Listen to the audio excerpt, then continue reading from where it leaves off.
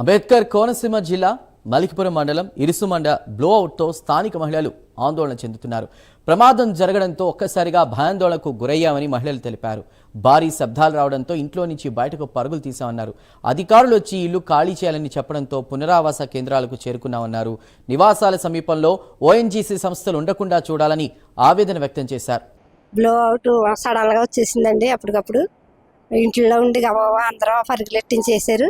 భయపడిపోయామండి ఇలాగొచ్చింది ఏంటని. ఎప్పుడు ఏమీ చూడలేదండి. అందుకు చాలా పేనాలు చేతుడు పట్టుకుని పరుగులెట్టేసామండి. ఎక్కడ వదిలేసుకున్నాము.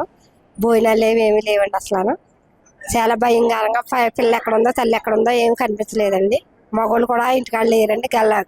చెల్లాచెదురు అయిపోయారు. ఇంకా అందరూ అక్కడ ఉన్నారండి.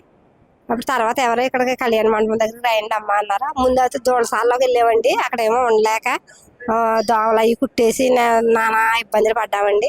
అక్కడ నుంచి తర్వాత ఏమో ఇక్కడికి వెళ్ళమని చెప్తే ఇక్కడ తీసుకొచ్చి ఇక్కడ అట్టు పెట్టారండి. తర్వాత ఫోన్ల వల్ల పిల్లలు మగోళ్ళు ఒకళ్ళు చేరామండి. సాయంత్రానికి చేరితే అప్పుడు తర్వాత ఇక్కడ భోజనాలు ఏర్పాట్లు చేశారండి. చాలా ఇబ్బంది పడిపోయి చాలా అవస్థపడిపోయామండి. చాలా బీపీలు లేని వాళ్ళు బీపీలు షుగర్లు కూడా టెన్షన్ వల్ల అన్నీ వచ్చేసినాయండి. చల్లి ఒకటండి. ఇక్కడ ఏమో తుప్పలు కూడా ఎవరో ఏమీ ఇవ్వలేదండి. భోజనాలే పెట్టారండి. అంతేనండి. కింద పడుకుంటేనేమో ఈ పాలరాయికి ఏమో కింద నుంచి చల్లి వచ్చేసిందండి. అలా కూర్చుని ఉన్నామండి తెల్లవారు. ఒకసారిగానే బాంబు పేలిపోయిందండి. ఏం చేయాలి? అన్నం కూరలు పొయ్యి మీదే ఉన్నాయండి. ఎలా పరిగెట్టుకెళ్ళామో మాకే తెలీదు. మెయిన్ అక్కడ ఓఎన్జీసీ ఉండకూడదండి. మా ఊరికి మా భూములకి మా ఇల్లుకి ఏలువు లేకుండా అయిపోద్దండి. ముందు ఓఎన్జీసీ లేకుండా చూడండి. ఏంటి సౌండ్ వచ్చింది అనుకున్నా అండి. లోపట్లో రోడ్డు మీద స్కాన్ నుంచి ఇచ్చారండి. ఇల్లు వదిలేసి పరిగెట్టి బొమ్మని.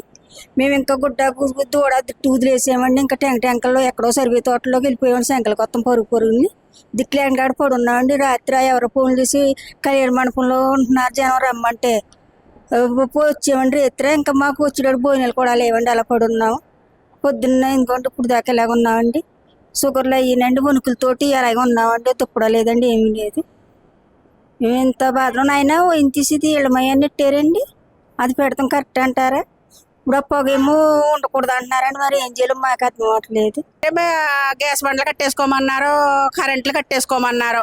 వంటలో సగం చేసుకున్నాం, ఇంకా సగం చేసుకోలేదు అని. చేసుకునేటప్పటికి ఇంకేంటి చదిరేసుకోవాలన్నారు.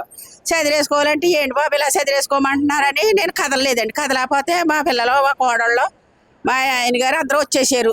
నేను చదువుకునేదానికి బాంబులు పేలిపోతున్నాయండి. అక్కడ పేలిపోయో మంటలో ఇంకా పారిపోండి అన్నారు. ఎక్కడికి పారిపోవండి? పారిపోయాం. మాకు ఆఖరికి పారిపోయి కలిమేణ మండపం కాడికి వచ్చాం. అల్లు కొల్లాలు అయిపోయామండి. మరి ఎవరు ఇచ్చారో భోజనాలు అవి పంపారు. టీవీలు భోజనాలు అవి పంపారండి. నిన్న అన్నీ బాగానే చూశారు.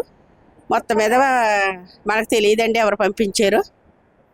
మేమైతే మాత్రం చాలా దారుణంగా గొగ్గోళం అయిపోయామండి. అక్కడ ఇరుసమండలోని అక్కడేనండి ఓయించేసి మాత్రం తీసేయాలండి. అది చాలా డేంజర్గా ఉందండి అక్కడ.